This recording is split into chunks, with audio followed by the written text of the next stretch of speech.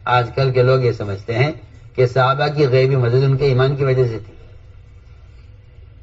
یہ غلط سوچ ہے، یہ غلط سوچ ہے. آج کل کا مسلمان یہ سمجھتا ہے کہ صحابہ کے ساتھ جو مددیں غیبی ہوئی ہیں وہ ان کے ایمان کی وجہ سے تھی. سنو تو میں کیا کہہ رہا ہوں. شیر کے تھپڑ مار دیا، سمندر کے اوپر سے گھوڑے گزار لیے، آگ کو پہاڑ میں داخل کر دیا. ہاں، اور صاحب لوگ سنتے نا واقعات، کہہ رہے کاش ہمارا ایمان بھی ایسا ہوتا. چکی میں سے آٹا نکل رہا، تنور جو ہے چاپوں سے بھرا ہوا. یہ سب واقعات سنتے نا لوگ کہ صحابہ کی مدد اس طرح کے ایمان کی وجہ سے. تو لوگ ایسے ہی ایمان کی تمنا کرتے ہیں کاش ہمارا ایمان بھی ایسا ہوتا. میں سمجھتا ہوں شاید دل میں دنیا کی محبت اتر گئی ہے، اس لیے ایسا ایمان چاہ رہے ہیں. سنو میں کیا کہہ رہا ہوں. صحابہ کی غیبی مددیں سن سن کر ان کے جیسے ایمان کے لوگ تمنا کرتے ہیں. میں یہ سمجھتا ہوں کہ یہ دنیا کی محبت جب دل میں بیٹھ جاتی ہے نا، تو پھر جب سنتے ہیں کہ صحابہ کے لیے 17 اشرفیاں چوہا لے کر آیا ہے، اللہ اکبر، ان کا ایمان ہے. میری بات یاد رکھ، اللہ اکبر. یہ ان کے نہ ایمان کا نتیجہ ہے، نہ یہ ایمان سے مطلوب ہے، نہ یہ ایمان کا تقاضا ہے، نہ یہ ایمان کا نتیجہ ہے. کچھ نہیں. ظاہر کے خلاف مدد کا ہونا، میری بات یاد رکھنا ہمیشہ، ظاہر کے خلاف مدد کا ہونا نہ ایمان سے مقصود ہے، نہ ایمان کا نتیجہ ہے، نہ ایمان کا تقاضا ہے، نہ یہ ایمان کا کمال ہے. کچھ نہیں.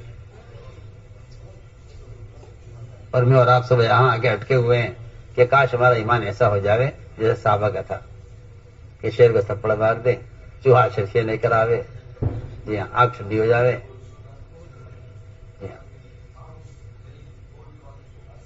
یہ میرے آپ کے ذہن میں بیٹھا ہوا ہے. اور یہی وجہ ہے کہ لوگ یہ سمجھتے ہیں کہ توکل تو اس کے اندر آ گیا جس کو اسباب سے فارغ ہو جائے، اسباب چھوڑ دے، پھر اللہ اس کی مدد کرے، بس اس کا ایمان ہے، اس کا ہے توکل. ہاں، لیکن توکل سے کوئی تعلق ہے نہ ایمان سے کوئی تعلق. میں سنوں میں کیا کہہ رہا ہوں. میں تو شروع میں کہہ چکا ہوں کہ جنت بھی مقصود نہیں ہے. اور آپ یہ سمجھ رہے کہ دنیا میں ظاہری خلاف مدد جب ہوگی جب ایمان کامل ہو جائے گا. میں کہتا ہوں نہیں، ایمان کا مدد سے کوئی تعلق نہیں ہے. سنو میں کیا کہہ رہا ہوں. جتنی صحابہ کے ساتھ غیبی مددیں ہیں وہ ساری غیبی مددیں حکم پر ظاہر کے خلاف قدم اٹھانے کی وجہ سے. بہت آسان بات. تم نے ظاہری خلاف قدم اٹھایا، ہم نے ظاہری کے خلاف تمہاری مدد کی. آپ دیکھیے، آپ پڑھیے، پوری سیرت پڑھ لیجیے. آپ کو ہر جگہ جو کامیابی ملے گی وہ ظاہری کے خلاف قدم اٹھانے پر ملے گی. کہ ہم نے حکم پورا کر دیا، تم احکام پورے کر دو ظاہر کے خلاف، ہم تمہاری حاجت پوری کریں گے ظاہر کے خلاف. یہ ہے معاملہ. اس لیے ایمان کا کمال یہ نہیں ہے کہ آپ کے ساتھ ظاہر خلاف مدد ہو جائے. نہیں، ایمان کا کمال یہ ہے، ایمان کا کمال یہ ہے کہ آپ ظاہر کے خلاف حکم پورا کر دیں. اس لیے میں نے کہا ہے کہ غیبی مدد نہ یہ ایمان سے مقصود ہے، نہ یہ ایمان کا کمال ہے، نہ یہ ایمان کا نتیجہ ہے.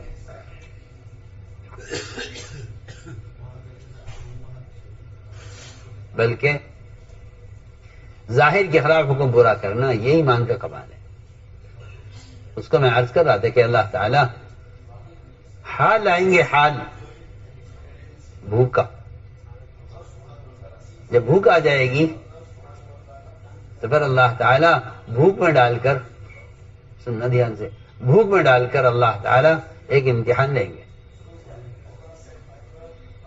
بھوک میں ڈالیں گے، پھر ایک امتحان لیں گے.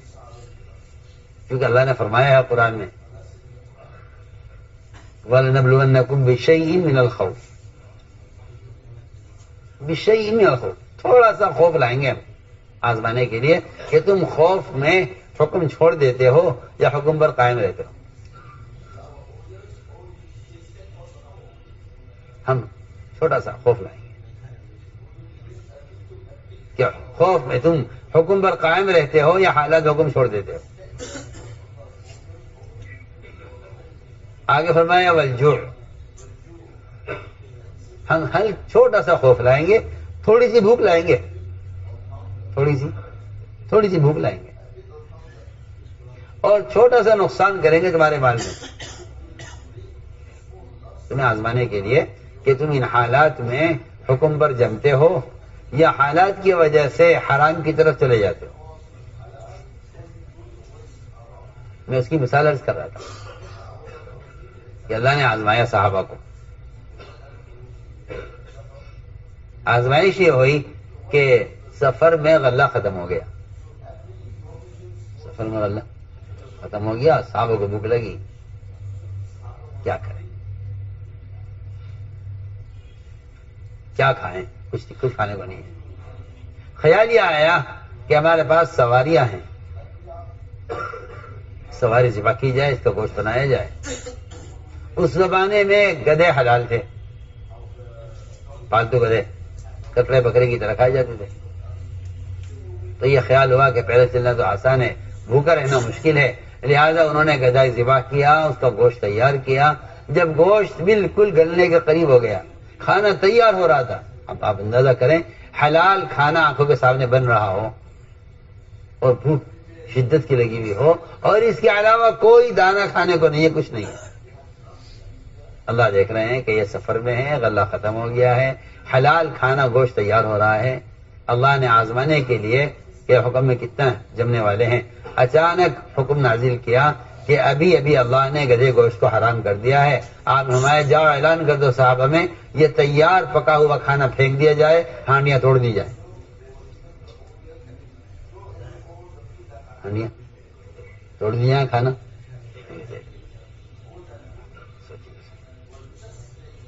کوئی ہے نعوذ باللہ کوئی یہ کہے کہ جی اس کا متبادل مل جاتا تو اس کو حرام کر دیتے، یا کوئی یہ کہنے والا ہے کہ جی ابھی سفر میں ہے، تھوڑا سا آج اور رہنے دیجیے، حلال مدینے جانے کے بعد حرام کر دیے. آدمی سفر میں ہے نا، کیا کرے گا. کھانا سفر میں ختم ہو گیا، غلہ ختم ہو گیا. جو حلال چیز تھی کھانے کے لیے، اللہ نے اس کو اسی وقت حرام کیا ہے. کوئی ہے کہنے والا کہ تھوڑا سا مؤخر کر دیتے، ذرا مدینے پہنچ جاتے ہم، یا ہمیں اس گوشت کے علاوہ کوئی اور چیز کھانے کو مل جاتی ہے، ہم اس کو چھوڑ دیتے. کہ اگر تمہیں اس کا متبادل دے کے اس کو چھوڑوا دیا جائے تو اس میں تو کوئی کمال نہیں ہے نا. ہم دیکھنا چاہتے ہیں کہ تم حکم برا کرتے ہو یا نہیں. آپ غور کریں. جو میں نے عرض کیا تھا کہ جس طرح نبی کی خبر ظاہر کے خلاف ہوگی، اس کو عقل کے خلاف تسلیم کرنا ایمان ہے.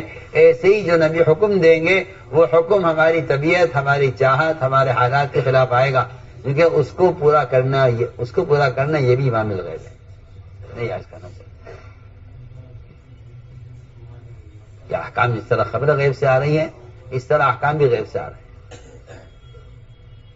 نبی کے حکم کو ظاہر کے خلاف پورا کر دو تو پھر ہمارا وعدہ ہے کہ ہم ظاہر کے خلاف تمہاری مدد کریں گے.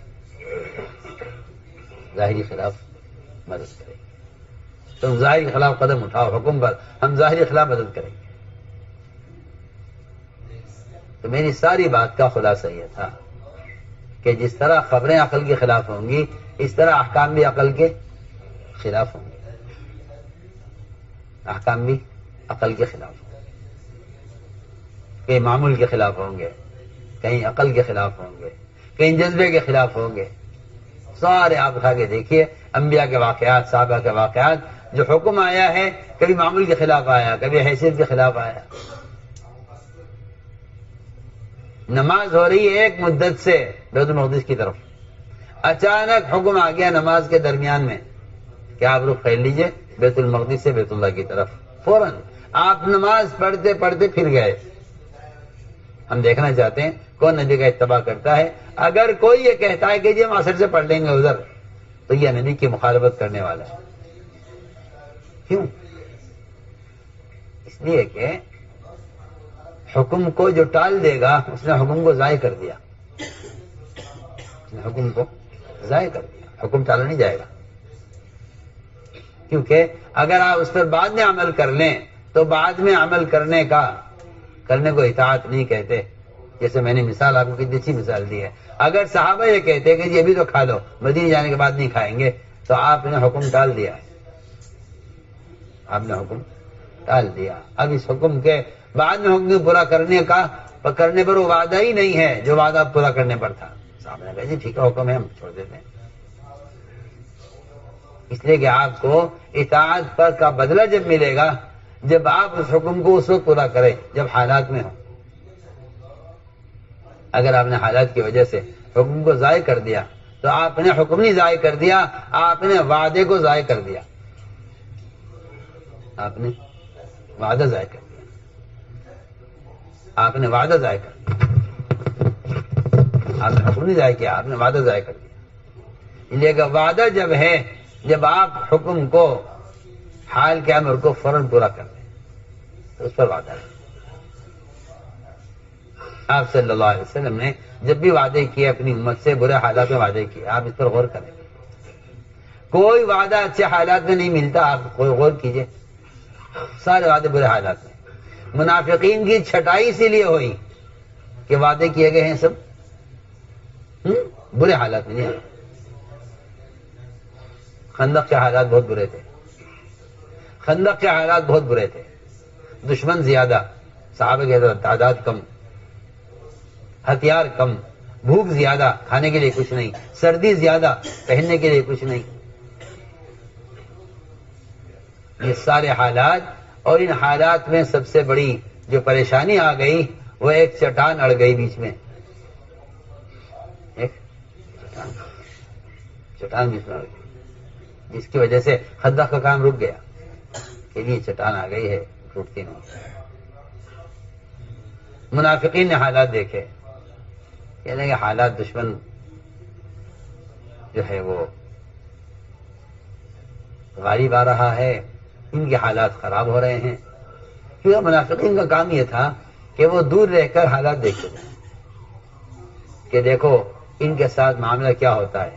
اگر ان کو فتح ہوئی اور مال غنیمت کی امید ہوئی تب تو ہم آگے بڑھیں گے، اور اگر شکست ہے تو پھر ہم پہلے سے پیچھے ہیں. اللہ مجھے معاف فرمائے. اللہ دین کے کاموں میں لوگ تعاون یہ سوچ کر کرتے ہیں کہ دیکھو اگر یہ غالب آگے تو ان کا ساتھ دیں گے، یہ غالب آگے تو ان کا ساتھ دیں گے. انہیں حق کی خبر نہیں ہوتی. انہیں حق کی کچھ خبر نہیں ہے. انہیں حق کی کچھ خبر نہیں ہے. یہ تو منتظر ہیں کہ دیکھو کس کو غلبہ حاصل ہوتا ہے.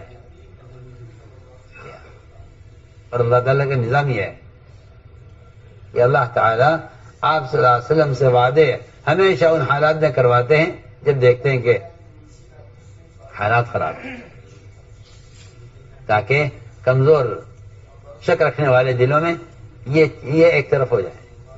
آپ سنیے تو صحیح، خندق کے حالات اور آپ کا وعدہ.